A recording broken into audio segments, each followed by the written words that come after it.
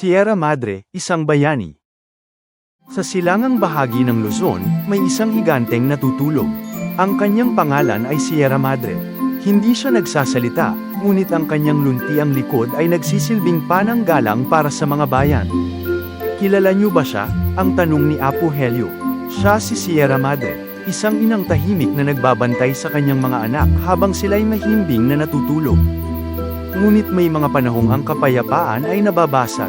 Isang malakas na sigaw ang dumarating mula sa karagatan. Isang bagyo, ang hangin ay umiiyak at ang mga puno ay yumuyuko sa takot. Sa kanyang malawak na balikat, unang sumasalo ang hagupit ng ulan at bagsik ng hangin. Tinitiis niya ang bawat hampas upang ang mga tahanan sa ibaba ay manatiling ligtas.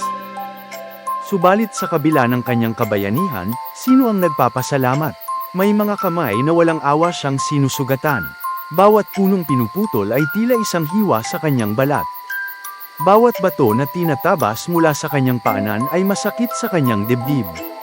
Kung patuloy itong mangyayari, unti-unti, ang dating malakas na tagapagtanggol ay manghihina. Tandaan ninyo, wika ni Apo Helio, kapag ang bayani ay patuloy nating sinasaktan, darating ang araw na hindi na siya lalaban. At sa kanyang pagbagsak, tayo rin ang malulunod. At kapag siya'y bumagsak, wala nang sasalo sa galit ng kalikasan.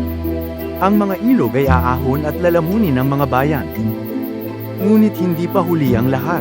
Pagkatapos ng dilim, laging may pag-asang sumisikat kasama ng araw. Isang bagong araw, isang bagong pagkakataon upang itama ang mga pagkakamali at bigyang pansin ang kapabayaan sa kalikasan.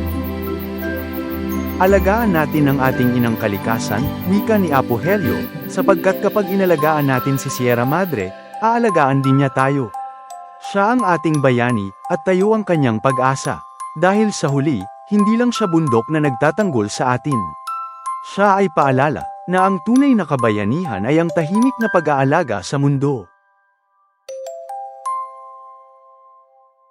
Mag-subscribe na at pindutin ang bell para makatanggap ka ng notifications ng mga maikling kwento, ngunit puno ng aral sa buhay.